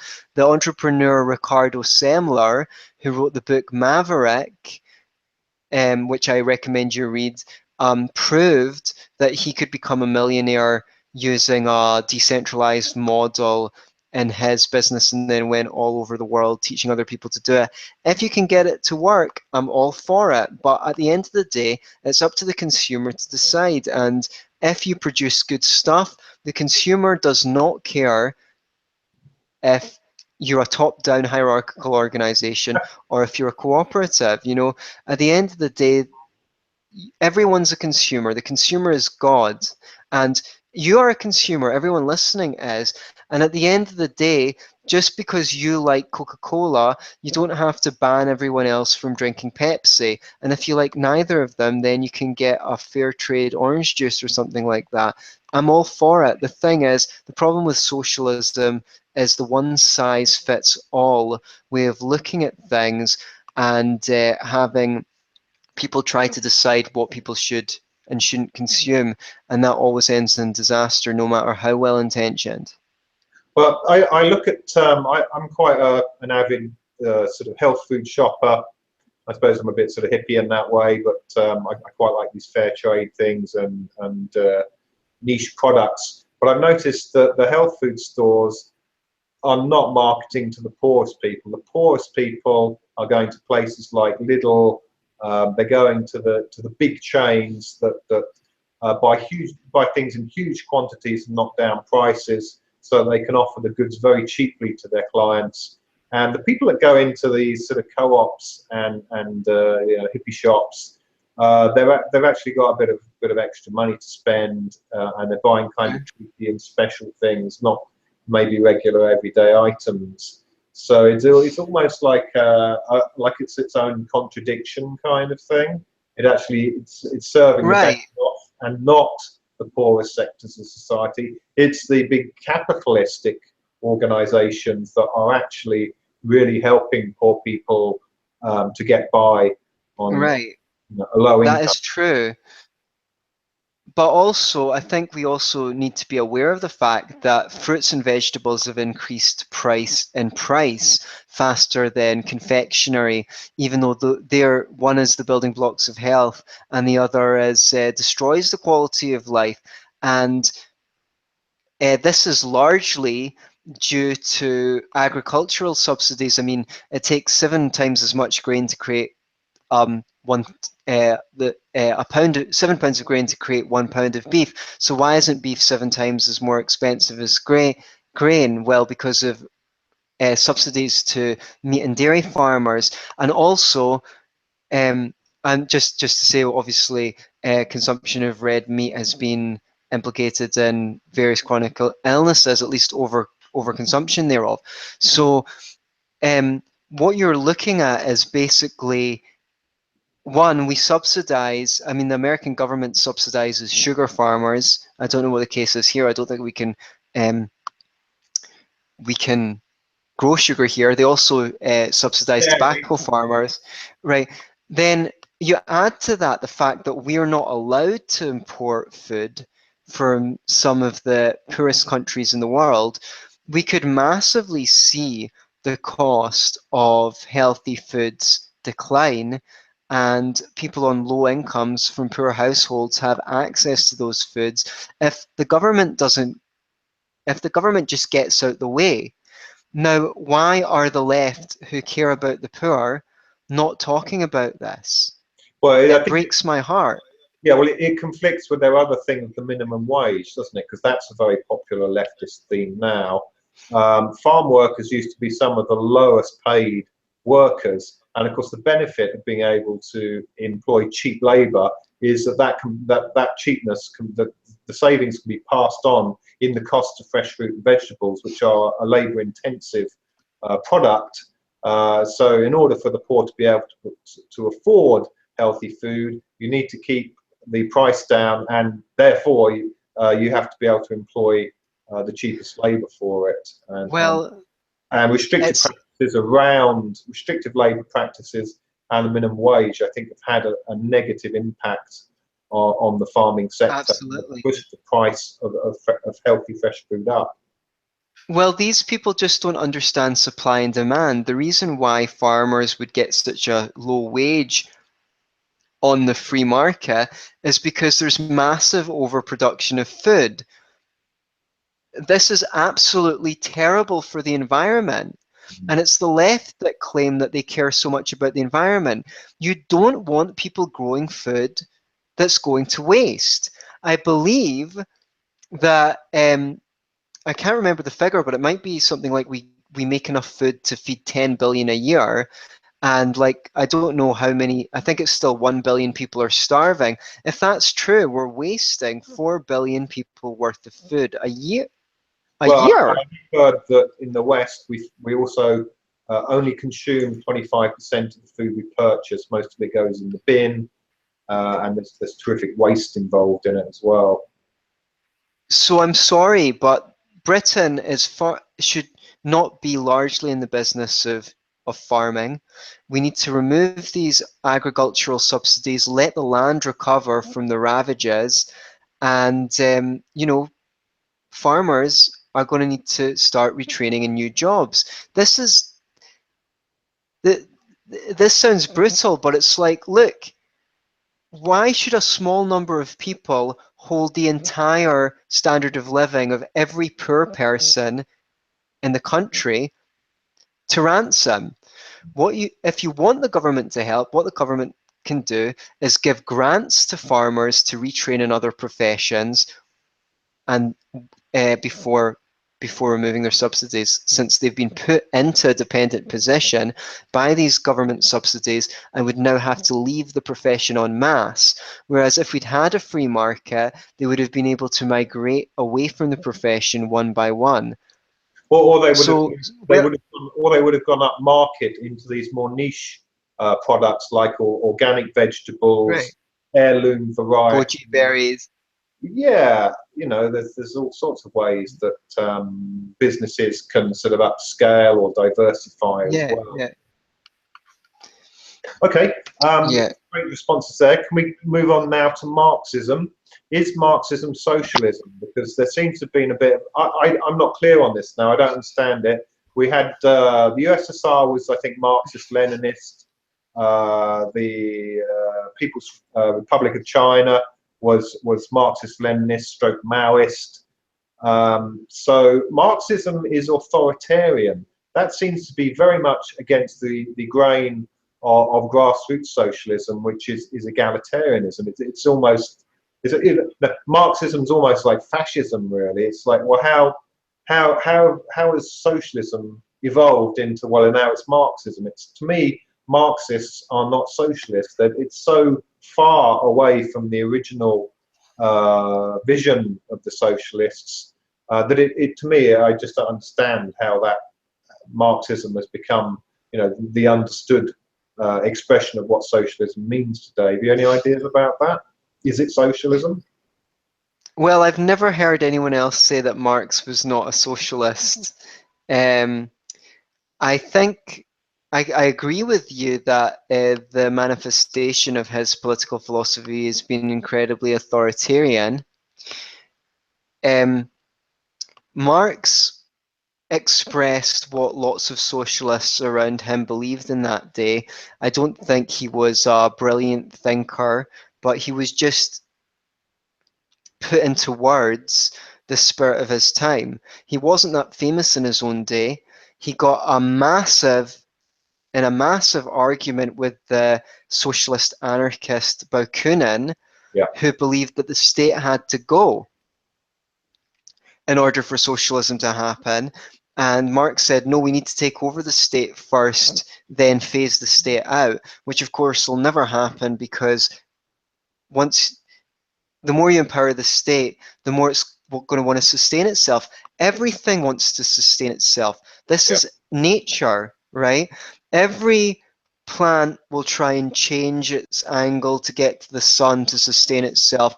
Every animal will want its own well-being. Human beings strive to their own well-being. They want more resources. And institutions are no different. Ideologies are no different. Every ideology wants to perpetuate itself, want to share it with other people. This is just a fact of nature. And this is where Marx went very badly wrong, and why Marx is taught in universities, but Bakunin is not. Because his views were favorable to state power. Was he a socialist? I think he was. I think the definition of socialism is broad enough to encompass Marxist theories, but again, it just comes down to your definition. Well, Marx certainly, his end game really was to get to a communist society, which was certainly in line with the original utopian socialist direction. So I think his ideology, his intention was genuinely socialist. But what arose from that kind of got corrupted with the Leninism was well, yeah, let's take that. It's our mission now to bring Marxism to the world. So you need to obey us now. And so it kind of got, it's like the Tolkien's, you know, the Ring of Power. Right. And it's what religions have done as well. You know, they've got, oh, there's the parable of this good person that did this, that, and the other. Now we as an institution need to set ourselves up and we'll take over and we'll deliver on this goal. But you have to obey us, kind of thing. It's basically sort of people who want to just control other people, getting a let's say a moral smokescreen or some kind of cause that they can use as their vehicle to control other people. They take the idea and make it into an ideology, and then it becomes a just cause. And then because it's a just cause, then it's, well, now we have the right to enforce it on people. Yeah, and I think that's what people believe, you know, that you can sacrifice the moment to create a better future for everyone. But in the real world, means become ends. Your means will become your ends. And I don't really believe that good ends can come of corrupt means. And this is the problem that we face, which is that most people don't even see use of the state as use of violence, which of course it is. And everything that the state does is based on force or the threat of force. But what makes me really sad is that people are focusing on trying to use the government to create programs that will be harmful to the poor in the long term, instead of just looking at where coercion is harming the patient, the poor. And if we could get the government out of so many of the areas that I've mentioned, like housing, if we could get free trade and so forth, standards of living would go up and people would get the things they want, like the 4-day week, because people would only need to work 4 days to be able to afford the same kind of lifestyle they have. And all of these socialist ends can be achieved by more free markets. I fear that's not the road we're going down at the moment. No, People, like government has become the hammer, and you know, when someone's got a hammer, they're always looking for nails. You know, it's right. People Exactly. just think, oh, what we need is another regulation, and that will fix the problem. And then of course it doesn't fix the problem. It just leads to more knock-on negative effects. To which again, well, we just need to make more regulations to fix these knock-on effects. And it's like a dog chasing its tail. It's an endless cycle of more and more legislation. And whatever. you know, law started with customary law and then common law, which was very simple. If you harm somebody or cause damage to them, then you have to make good the damage that you've done, and that was pretty much it. It was simple. Most people understood it. And now, of course, Parliament, I think, passes hundreds, if not thousands, of laws every year, and the legislation is colossal now. Nobody can possibly know all this stuff, and there must be a cost or a price associated with that legislation. There must be a loss of efficiency and productivity in society resulting from each one of those interferences in personal freedom. No question, no question. The cost in terms of the amount of time that people spend filling in forms that they could otherwise be spending actually making stuff. Not to mention the financial cost is phenomenal, and sadly no one is seeing this as a problem. Very few people are seeing this as a problem. We maybe have hope now that people have actually heard the word libertarian, whereas when I became one, people in this country hadn't even heard the term. But it takes a long time to study up and become a libertarian, to fully understand freedom. I'm realizing now that although I've been a libertarian for maybe 9 years or coming on to a decade, 4 years ago I didn't understand freedom completely. You know, maybe in 4 years from now I'll be thinking, when I'd been a libertarian for 10 years, I didn't understand freedom as much as I understand it now. But I just really want to hammer on this point that it's very worthwhile talking about ways getting the government out the way would help the poor, because until we see those reforms, there's no hope of getting government out of other areas like I mean, you couldn't abolish the welfare state tomorrow, not just because you couldn't find the political will, but because people are dependent on it and they would die. And not only that, would they riot. Even though private charity would be able to help more people for cheaper and give them the right kind of help them get skills, help them improve their long-term prospects and so forth, so that they can provide for themselves. Because the charities have got the information on the ground. And there used to be friendly societies and mutual aid societies, basically, which existed before the welfare state. And people say, oh yeah, but people were really poor then. Exactly. People were really poor then, and they still managed to provide welfare and and mutual aid without the state. Now, people are comparatively much more rich. And what we would have in terms of help for the poor today, if it wasn't assumed to be the government's responsibility, would be far, far, far in advance of what has ever existed in history, and would actually be a ladder out of poverty permanently. But if we want to see that happen, we really need to look at government involvement in housing and other things which drive up the cost of living. And this frustrates me, but in Marxism, of course, the state regulates everything, all manufacturing pretty much, and all distribution. And of course, that's all controlled essentially through legislation, through regulation, centralized, which is kind of the way our society has been going in this, because we have a state essentially that is run by a lawyer class. That's what politicians are. They are like an elite lawyer class that create regulations. And this is, I mean, it's very close to Marxism in a way. It's a centralized bureaucracy, central planning, and yet people are still complaining about our society being greedy, capitalist, blah, blah, blah. But it's, look, come on, this in every way is just like Marxism. It just so happens that Marxism, or central planning, let's say, not Marxism, but central planning ends up being of greater benefit to the central planners and their friends. And this is always the way, whether it happens to be the friends of the capitalists or whatever chosen party officials or manufacturers or whoever they are.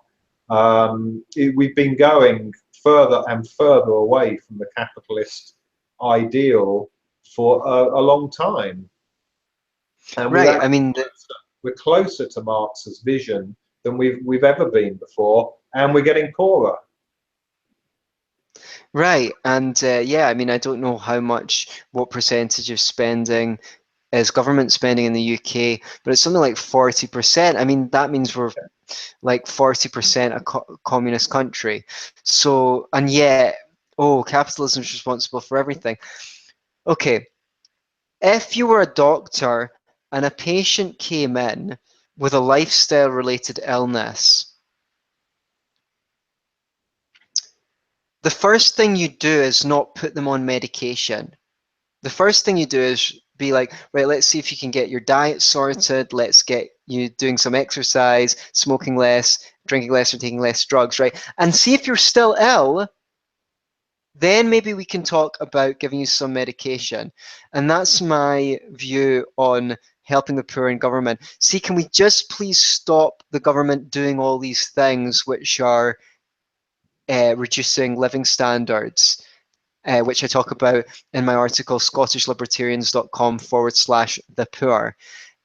See, once we get the government out the way, and if there's still poor people, then maybe we can talk about how we can use the government or how we can use coercion to help them. But could we just please start with the priority, please, of looking at how living standards have been systematically destroyed by the state first, you know, and that's in line with, you know, stop the patient from drinking, smoking, eating too many unhealthy foods and not taking any exercise before deciding to put them on a bunch of medications, which are all going to have side effects and potentially harm their system in other ways. Yeah, absolutely. Okay, Labour theory of value, kind of central to Marxist thinking, I think. I know it's kind of generally a socialist thing. The idea that the person who labours, who toils, who puts the widgets together, creates the value. And the idea originally was, you know, the more labour that went into something, the more value it had. Now, this can easily be refuted. For example, let's take a fully and completely manufactured car, deliver it to me, and then the labour that I perform on it is to smash all the windows. So that's additional labour. But I think we'd all agree that the value of the car hasn't gone up. I mean, unless I could sell it as some kind of bogus, you know, art kind of project or something, you know, for millions of pounds. Generally, most people would be agreed that that additional labour decreases the value of something. So, yeah. Could you maybe, you know, that's just the analogy that I make and try and explain it, that the value of something is not proportional to labour. It's actually a purely abstract and individual subjective choice. I mean, yes, obviously there are costs associated with the labour that make something more labour intensive, more expensive. So like a disk drive is always going to be more expensive, say, than a stick, and so forth. Have you got any comments on that? If the labour theory of value is true, then you can pay someone to dig a hole, then pay someone else to fill it in, and you've made society better off. Yeah. And this is a problem that is current. This is not a historical problem, because we constantly hear the government saying, oh, or people saying the government should create jobs. Obama had a massive stimulus spending program and spent $200,000 per job. Okay, if all he wanted to do was create jobs, why didn't he just employ 8 times as many people on $25,000 a year? It was a colossal failure and a waste of money. It's not good for the government to create jobs, because the only way it can do it is by taxing people, which means they have less money in their pocket to spend on stuff, which means whatever they were going to buy otherwise won't get made, and that's people out of jobs. Or they can print money, which decreases the value of everyone's money and means they can buy less stuff, so that it's less jobs. And finally, they can deficit spend and kick the can down the road to the unborn in the name of investing, and maybe investing will grow the economy and they'll be able to pay back the debt. Of course, that never happens, because the government has something to gain by creating jobs by printing money, but it doesn't have anything to gain in terms of people voting for it or giving it campaign contributions if it contracts the amount of spending, which is why the deficit just seems to go up and up and up.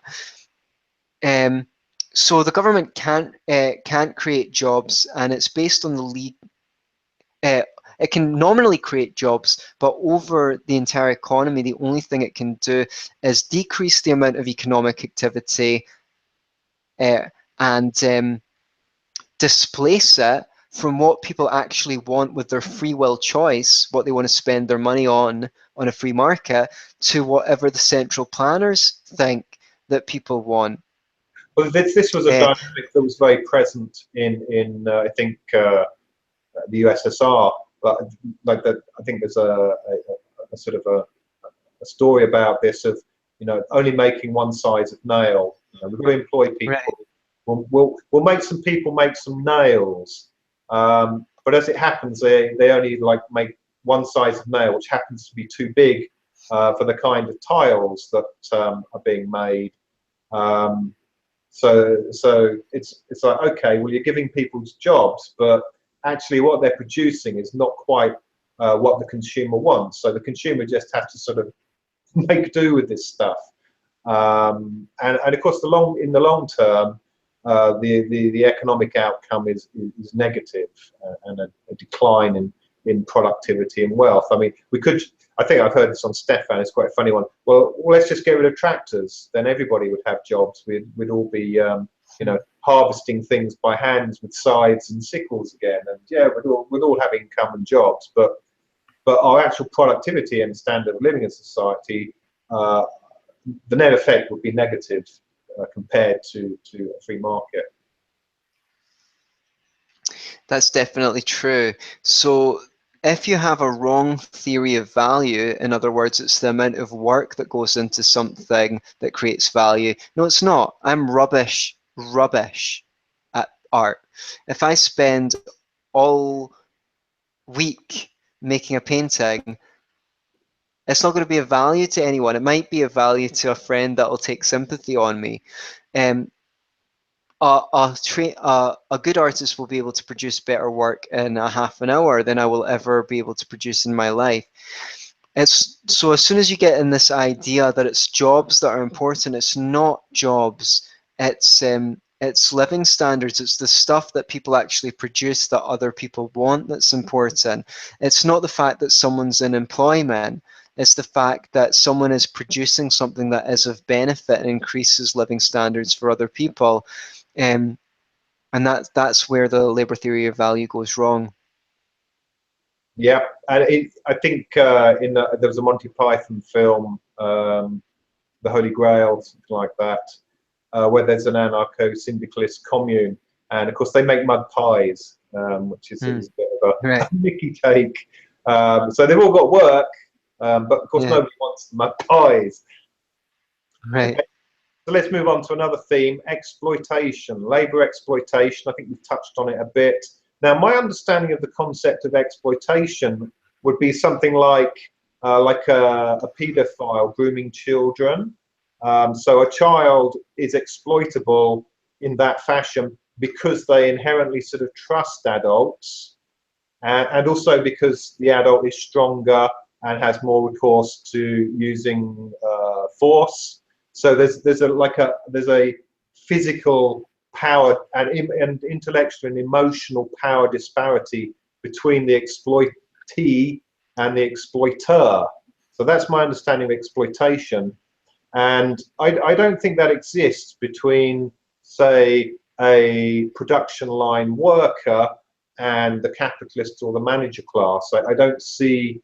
To me, saying the workers are exploited is literally like saying they're children, and they can't, you know, that they're somehow in some way fundamentally weak compared to the other person. Now, I know that's not the way the socialists quite look at it, but I wondered if you had any comments on this, because it's like it's kind of it's bringing up like a moralizing theme to. It is definitely a moralizing. Employment. It's turning employment into an immoral act. Because well, they believe that it's immoral. Yeah. So Yeah, no, because how do you define exploitation, and do you think employment is exploitative, or could it be exploitative? Is it exploitative in some scenarios and not others, perhaps? What do you think? okay. Well, exploitation is a slippery and ill-defined term.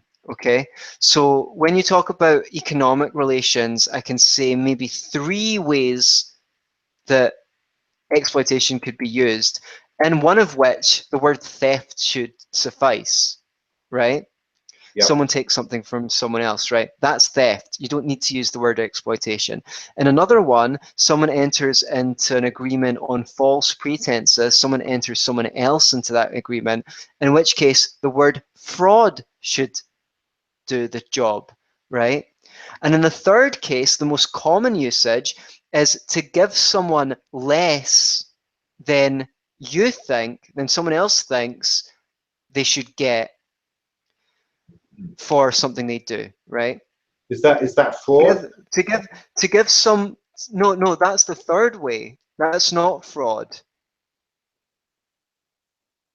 right? That's how socialists use it, basically to mean that someone is getting the less beneficial end of a transaction, So, which they still but, benefit from. but So what I'm trying, can't that actually happen?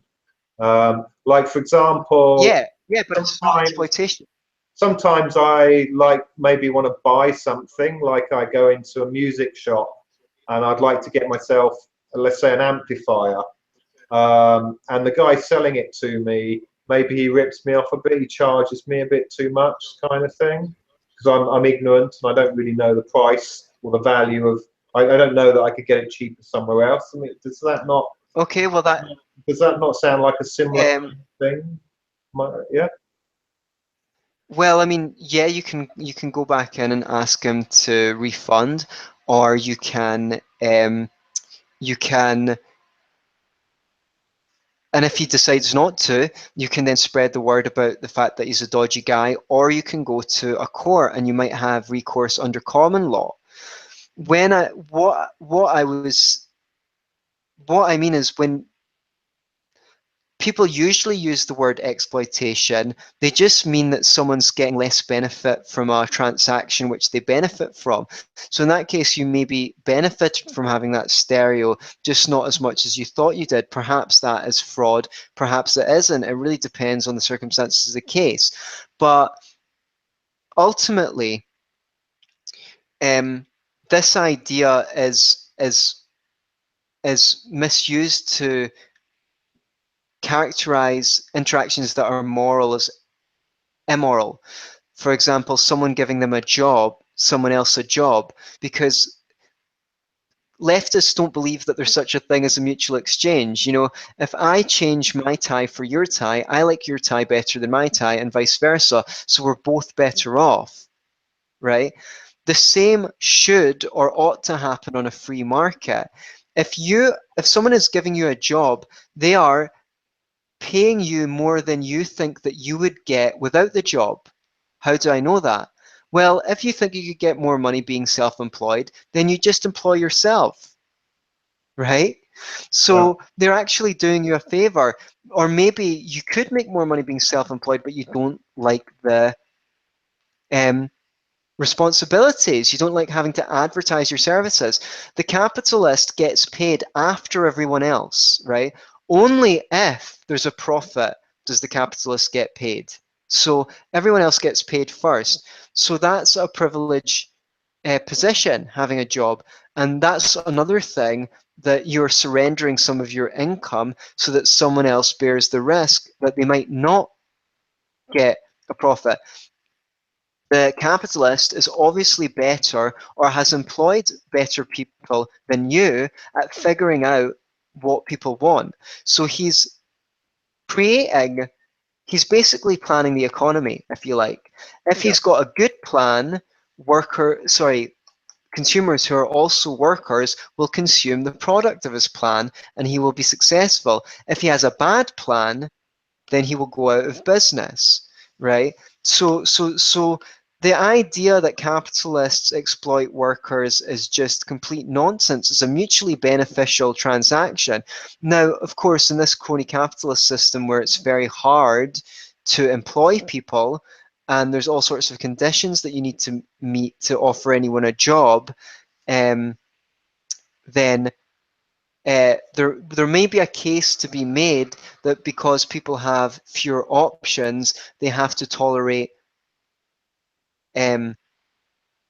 poorer conditions than they would receive otherwise. But the solution to that, 0 hours, for example, would be something that's the solution of that is, yeah, the solution of that is to allow anyone to employ anyone else who's willing to take the job, and then some people might suffer from poor conditions or poor wages in the short term, but in the long term, they'll be getting a better deal because they'll have more access to training on the job, and they can leave a job which doesn't have conditions that suit them and easily find another one, even if it's just a placeholder before going into a third job, which is better suited to their preferences, and bosses will start having to treat employees better. I absolutely see that going on here in Thailand, where there's a lot less regulation. People will just go from one casual labour job to another one quite readily if they're not happy with the work. Okay, it's poorly paid, but they'll just move on. And there was something else I wanted to say about this exploitation topic.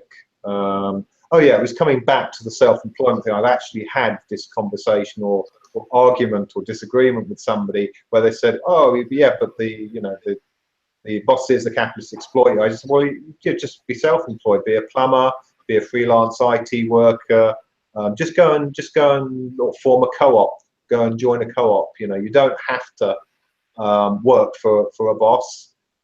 You can work directly with your customers and clients." Of course, we come back to that sort of skills gap thing. Typically, if people don't know how to run a business, don't know how to be their own boss, don't know how to market their skills and gain clients. But nevertheless, that is still absolutely a choice. Although in many fields, of course, the self-employed role is getting challenging because you have to have maybe an occupational license. You have to fill in the tax forms, and I think there's been movements by a government now to do self-assessments like 4 times a year or something like that. So the government's raising the bar on self-employment all the time, and it's already quite a challenging thing to do to be self-employed. You have to do all your own admin and, like I say, your own marketing, etc., potentially. But nevertheless, that's still an option, theoretically. Okay. Indeed. Let's move on again. Okay. I need to wrap up, John. Okay. I've only got 2 points left. And actually one of them we've covered, which is the calculation problem. So I'd just like to very shortly mention something that I became aware of through reading a book by George Reisman on capitalism, and this is kind of again contra. Is the book Capitalism by George Reisman by any chance? Yeah, that's right. Yeah, Capitalism by George Reisman. The book on capitalism called Capitalism.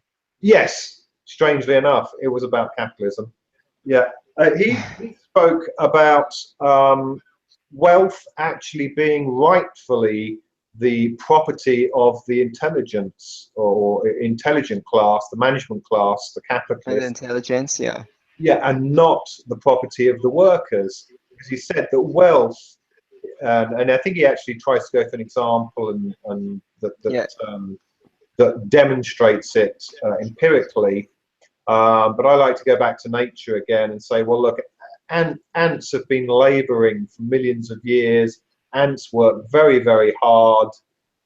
They labor, hours a day. They lift 5 times their body weight, blah, blah, blah. And yet ants have accumulated no wealth whatsoever other than, holes and dirt, which gets destroyed at the first shower of rain.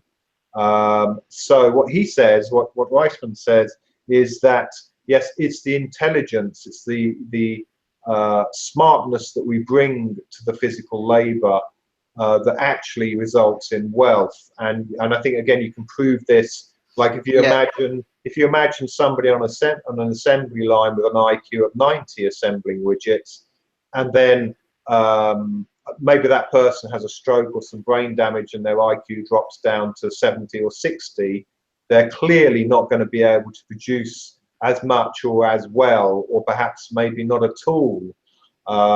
So actually this idea in socialism that the labouring classes are the heroes producing all the wealth is fundamentally wrong. It's actually the intelligence that the workers and the management and the business intelligence and the capitalist investment intelligence, it's all of that put together that actually produces wealth.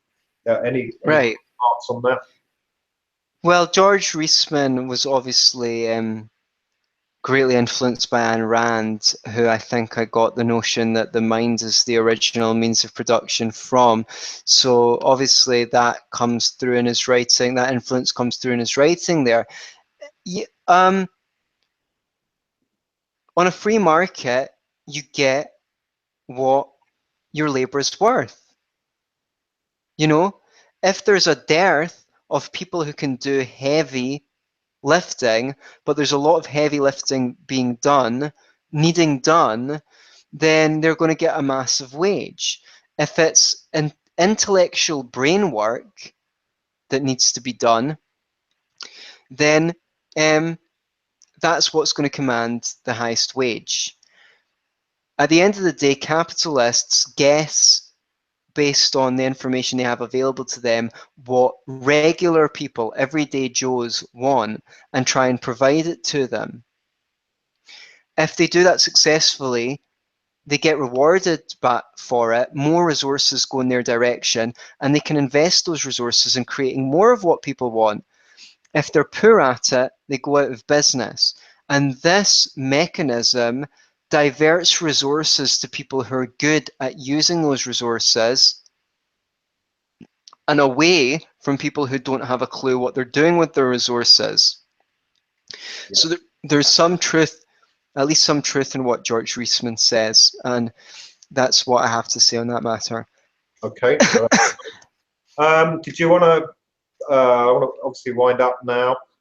Did you want to say anything maybe quickly about the psychology of socialism? Is like terms that come up for me are like messianism, this hubristic belief that your ideas can sort of save everybody. Pathological altruism is another like negative psychological label that I might apply to socialism. And then there's the whole thing of envy. Did you want to contribute something quickly on that before we wrap up? I think we could do a whole show on the psychology of socialism. I've got some things that I've been cooking up, but largely I think that the desire for the state is the desire for security. The left have their shopping list, which is safety nets and welfare systems and free stuff. The right have theirs, which is tough on crime, tough on the so-called causes of crime,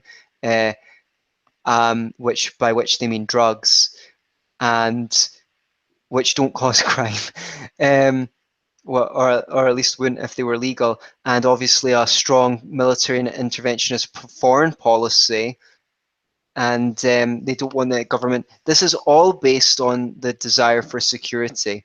It sounds like the absent parent, isn't it? It's the substitute for the parent that didn't turn up and look after you. It could well be. As we've seen people become weaker through the comforts of technology, which, by the way, I'm not against, but, you know, the average person could not, if a tiger came, the average person could not climb a tree to save their own life, to get away from a tiger. Whereas a couple of 100 years ago, the average, you try laboring on a farm for 2 hours, you will conk out and you won't wake up the next day. Whereas people used to do this day in, day out. As people have become weaker, they've become more scared. As they've become less skilled due to public education, which doesn't teach them anything of any economical value, they've become less confident that they can provide for themselves. And this all leads to wanting false promises of security, and people who support government believe the government can provide that security for them. And if we really want to change the world, we need to get people involved in transforming themselves, and we need to unblock the routes to higher pay, which the state has blocked off. Yeah, absolutely agree. Okay, we could do a whole program on those kinds of things. Yes, let's talk about the psychology some other time. Thanks very much for your time, Anthony. I really appreciate all your feedback and thoughts. They're really great. Yeah, thank you for having me on your show. You're welcome. What are you up to next? And is there anything you'd just like to say to close? Yeah, we have once a week I put out the Scottish Liberty podcast. It's well liked by those who are aware of it. If you're not aware of it, check it out. It doesn't just cover topics that are relevant to Scotland. Most of the topics are universally of interest to libertarians, and most of our audience is not in Scotland, although we do have a contingent. So check out the Scottish Liberty podcast, and if you like it, you can get in touch with me on Facebook. I write articles on economics. I have a blog, which you can find at seeingnotSeen.blogspot.com. That's seeingnotSeen.blogspot.com. And I think that you might, if you're interested in economics, I think you might learn a lot very quickly from my blog. If you want to learn a lot quickly, my blog is like the motorway to understanding economics. I think you do a great job of explaining what can be quite novel and challenging ideas to people. Thank you. And I think it's great that you're really bringing this stuff out and making it accessible, because it took me a long time to stumble across the right books and the right places. A lot of this stuff has been very obscure for a long time, even though it's been around, like I say, for over a century kind of thing. It's just not out. So the social has been a great way of bringing it to people. And I don't know, there's a part of me that I don't know whether I want to salvage the left or rescue it or turn it around, but I feel there's a lot of potential on the political left, and maybe that's a false belief, and it's really the right that we need to be sort of trying and convincing to scale down the state. But I don't know. It seems like this is the right information, and I do hope people get into it. Because we have no idea whether people are open to these ideas or not until they've been exposed to them. So it's really important to give people the benefit of the doubt. They've gone through 11 to 13 years of conditioning in school. It's not like you ever see a free marketeer on television. I've never heard someone on Question Time say that they were a libertarian. Although Kate Andrews of the IEA was on there not that long ago. People don't even know we exist. Now, if it comes to the stage where our ideas are in the mainstream media and everyone on the left largely rejects them, then it might, or the right, then it might be time to, then you could think that maybe we have to write people off. But until people have been exposed to these ideas, we just don't know. And if we focus on the stuff that I cover in my article on the poor, which you can find, sorry, it's such an unwieldy term, scottishlibertarians.com/the poor. If we can target those issues and make the left aware of them, then we have a chance of coalition building. Okay. More anon. Okay, thanks very much for having me on your show. It's been a while, but it's been a good conversation. I've got to run. Okay, thanks, Anthony. Bye for now. Thank you. Bye-bye.